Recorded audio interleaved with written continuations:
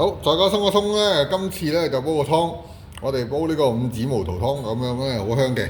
咁樣咧過完年之後咧，大家咧都應該飽飽滯滯㗎啦。咁我就睇中佢其中一個點啊，可以消化不良都可以有所緩解嘅。咁樣所以咧，我哋而家咧就簡簡單單煲呢個湯啦。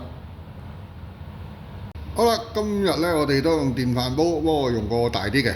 咁樣咧，呢個電飯煲咧，佢話15碗水咧，基本上咧應該係差唔多80碗啦，跟住都冇15碗水嘅。咁但係我用電飯煲咧就冇量到咁精準㗎啦。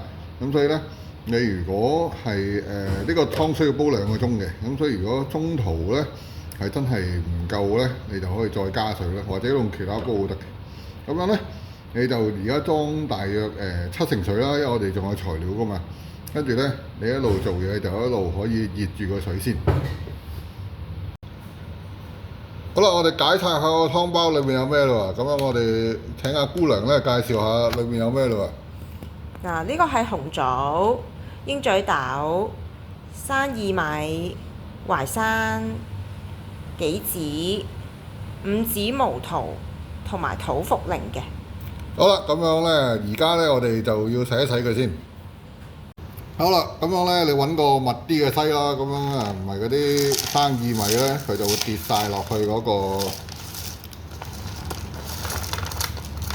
洗手盤度啦。咁樣咧，我哋咧而家咧就所有嘢攞去沖一沖泥塵先啦。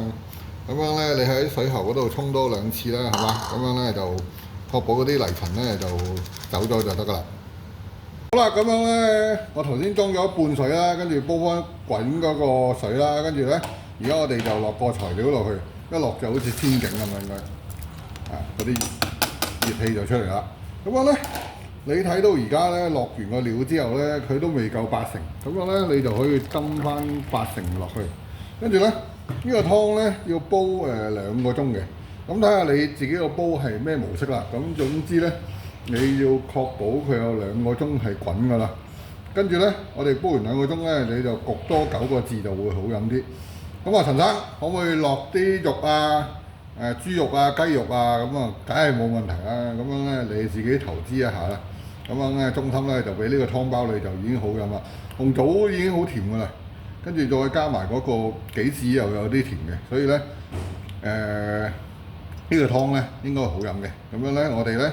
而家咧就煲佢2個鐘先，咁樣咧，中途如果你嗰個電飯煲嗰個能力強咧，你可能咧就會變咗冇乜水咁樣嘅，咁所以咧你中途如果佢發覺佢話冇水啦，你就要加啦，好冇？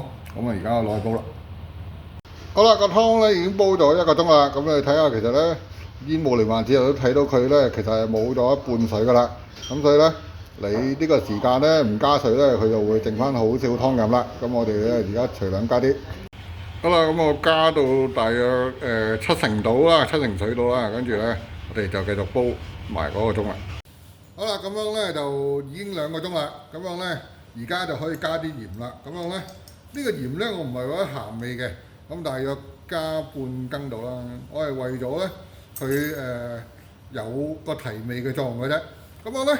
呢個咧，你記得咧，我頭先1個鐘嗰度咧，我加咗水㗎嘛，咁所以佢而家先剩翻一半。咁如果你唔加水咧，佢可能剩翻3成水嘅，咁樣你就睇下自己想多啲啊，定係咁少啲啦。咁樣咧，而家咧，我哋咧攪翻勻佢個鹽嗰度，跟住咧我哋仲要焗半個鐘嘅，半個鐘後再見啦。好，咁樣呢個湯咧就完成啦。咁樣咧好簡單嘅啫。咁樣咧注意個水量咯。咁你自己中意加肉就加肉，加咩就加咩，咁樣咧有乜問題咧就打翻嚟揾阿陳生，拜拜。